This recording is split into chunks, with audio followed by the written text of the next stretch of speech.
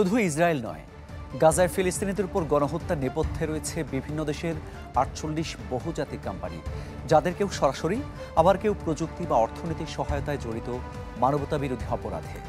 জাতিসংঘের বিশেষ প্রতিনিধি ফ্রান্সেস্কা আলবানিজের এক প্রতিবেদনে উঠে আসে এই তথ্য। প্রতিবেদনে বলা হয়, এই তালিকায় উঠে এসেছে মাইক্রোসফট, গুগল, অ্যামাজনের নাম। ইসরায়েলের দখলদারিত্ব ও গাজায় চলমান গণহত্যায় পরোক্ষভাবে জড়িত বিশ্বের বিখ্যাত সব প্রযুক্তি ও অস্ত্র নির্মাতা প্রতিষ্ঠান। সম্প্রতি জাতিসংঘের প্রতিবেদনে উঠে এসেছে এ তথ্য। জাতিসংঘের বিশেষ প্রতিনিধি ফ্রান্সেস্কা আলবানিজের এই প্রতিবেদনে উঠে আসে ৪৮ বহুজাতিক কোম্পানির নাম, যাদের কেউ সরাসরি, কেউ আবার প্রযুক্তি বা অর্থনৈতিক সহায়তার মাধ্যমে জড়িত গাজার চলমান গণহত্যায়। এই তালিকায় উঠে এসেছে যুক্তরাষ্ট্রের প্রযুক্তি জায়ান্ট মাইক্রোসফট, গুগলের মূল প্রতিষ্ঠান আলফাবেট এবং অ্যামাজনের নাম। প্রতিবেদনে বলা হয়, তারা ইসরায়েলকে ক্লাউড কম্পিউটিং, কৃত্রিম বুদ্ধিমত্তা এবং নজরদারি প্রযুক্তি দিয়ে সহায়তা করেছে। তালিকায় রয়েছে IBM এর নাম, যারা ইসরায়েলের অভিবাসন ও সীমান্ত কর্তৃপক্ষের বায়োমেট্রিক তথ্য সংরক্ষণের কেন্দ্রীয় ডাটাবেস পরিচালনা করে। প্যালান্টিয়ার টেকনোলজিস নামে যুক্তরাষ্ট্রের এক সফটওয়্যার কোম্পানি ল্যাভেন্ডার, গসপেল ও হেয়ার্স ড্যাডির মতো AI টার্গেটিং টুলস সরবরাহ করেছে ইসরায়েলি সেনাবাহিনীকে। ইসরায়েলের F-35 যুদ্ধবিমান প্রকল্প বিশ্বের বৃহত্তম অস্ত্র ক্রয় কর্মসূচির একটি, যাতে ৮টি দেশের ১৬০০-র বেশি কোম্পানি জড়িত। আর এর নেতৃত্বে আছে যুক্তরাষ্ট্রের লকহিড মার্টিন।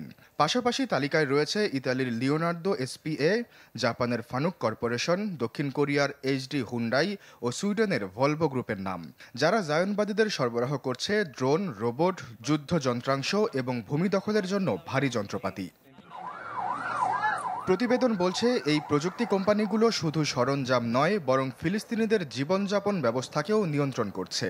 কিছু প্রতিষ্ঠান কাজ করছে বায়োমেট্রিক তথ্য ব্যবহার করে ফিলিস্তিনিদের উপর নজরদারিতে, আবার কিছু প্রতিষ্ঠান তৈরি করছে টার্গেট লিস্ট, আবার কিছু প্রতিষ্ঠান কৃত্রিম বুদ্ধিমত্তা দিয়ে সরাসরি হামলা পরিচালনায় সহায়তা করছে ইসরায়েলকে।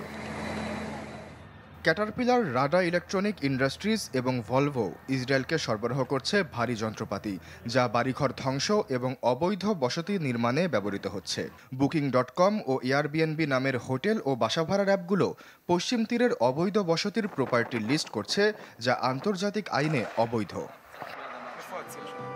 এছাড়া সুইজারল্যান্ডের গ্লেনকোর ও যুক্তরাষ্ট্রের ড্রামট কোম্পানি সরবরাহ করছে কয়লা, যা ব্যবহৃত হচ্ছে ইসরায়েলের বিদ্যুৎ উৎপাদনে।